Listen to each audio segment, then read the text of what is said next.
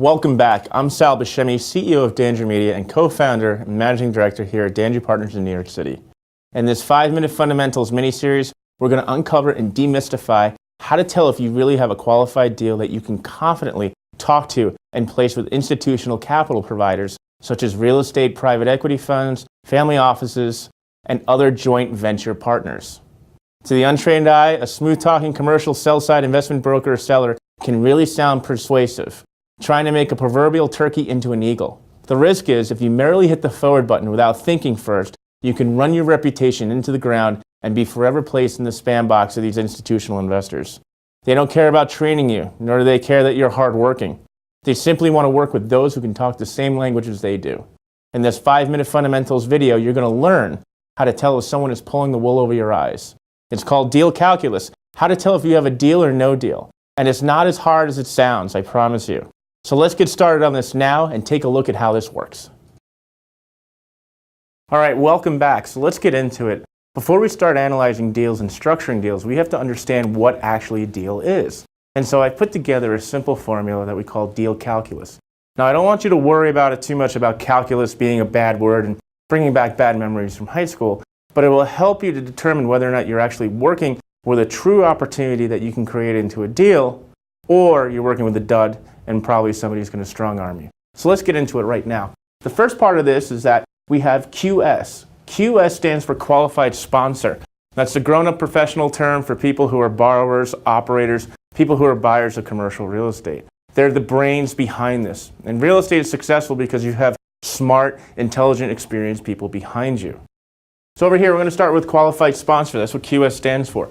Is your sponsor qualified? Does he or she know what they're doing? Do they have the experience of actually managing these transactions?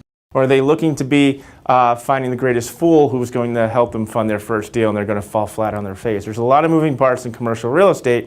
That's why it's a great wealth creator, because when everything hits, that's where the jackpot is at the end of the day. Deal sheet. Do they have a transactional resume? We call that a deal sheet in the industry. That's the slang. Have they done deals like this similar before? Or are they merely just someone who's been flipping houses, now they want to buy a 300-unit apartment complex? Remember, not all real estate is equal, and each one comes with its own sets and risks and rewards, but it also has to be commensurate with their experience to be able to handle these opportunities. Next, are they making a meaningful contribution? Now, we'll get into the next part of this in a second, but one of the things that's most important is, are they bringing any money to the table? Because a capital partner such as us, or an institutional investor, such as a family office, a hedge fund, they're going to want to know, if this deal goes down and I get hurt, is the qualified sponsor going to get hurt too as well? How much money are they bringing to the table? And if they're not bringing any money to the table, it better be a good deal that they're buying very dirt cheap. Lastly, they have to be local to the asset. They say that they're going to fly from Salt Lake City to the asset that's located in Columbus, Ohio. That incurs a lot of fees, that incurs stress on family, and that's something that a capital partner does not want to pay for. If they can't find a localized asset that's a good deal close to their to where they live, then chances are that this is probably something where they're going out in a stretch and they're really not sourcing their deal flow correctly. Moving on now, QO, Qualified Opportunity. Opportunity, somebody brings you a deal. What does it look like? Well, you already qualified the sponsor, so let's take a look at this.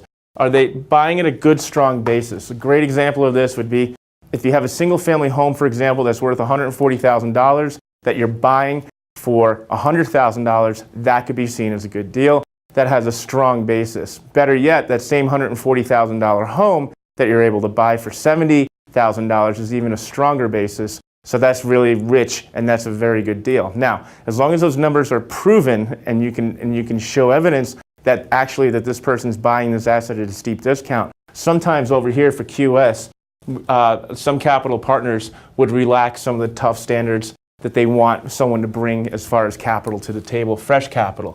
Do the numbers make sense? What is your gut feel? What are they saying? What is your gut saying to you when you look at these numbers? Do you understand them? Remember, we're qualifying these using the 5 data points, and that's the most important part here with this.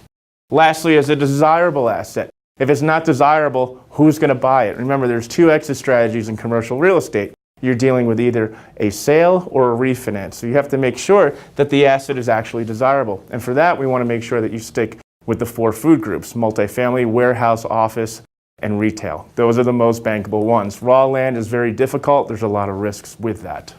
Lastly, is the story clear? Are they going to rehab it? Are they going to hold it? How long are they going to hold on to it for? Why is this asset so attractive? Why are they targeting this one? How much leverage are they using? Are they using leverage to juice the deal to turn a turkey into an eagle? This is stuff based on our experience looking at thousands of deals over the past 17 years. Lastly, this is going to tell you if you have a deal or not. The exit strategy is clear. They know what they're doing. They're going to reposition the asset, they're going to rehab it, and then they're going to sell it off, or they're going to refinance it, pull all that cash out tax-free, and then keep the cow that's giving off the milk for free. Key events known. They know what needs to be happening. If it's retail, for example, they have a lease already in hand from someone who's looking to move in there. Maybe it's a grocery anchored company. Maybe it's someone else who's a strong credit tenant. They know that this is what's happening. They also have, if it's multifamily, they have desirability. People are desiring to move into that neighborhood because they're seeing some sort of activity in the neighborhood. Also, they have a business plan that outlines what needs to be done and how. That's important. That's how you can tell that you have a real deal, and because you have a qualified sponsor that knows what needs to be done to the level where he can actually put it down together on a business plan and say, this is what I'm going to do first, this is what I'm going to do next, and this is what needs to happen before the key event. So I really hope that this broadened your horizons as it relates to how you're able to look at these deals and qualify them instantly. Because today in these markets, sometimes people get a little pushy and they start strong-arming people into doing deals that they shouldn't do. And that's how people get fleeced and lose a lot of money. And of course, they get discouraged, and that's the last thing that we want you to do. So I hope you enjoyed this video. I know some of these concepts might have seemed to be a little basic to you, but on the webinar we have more of the advanced strategies, and we look forward to talking to you there.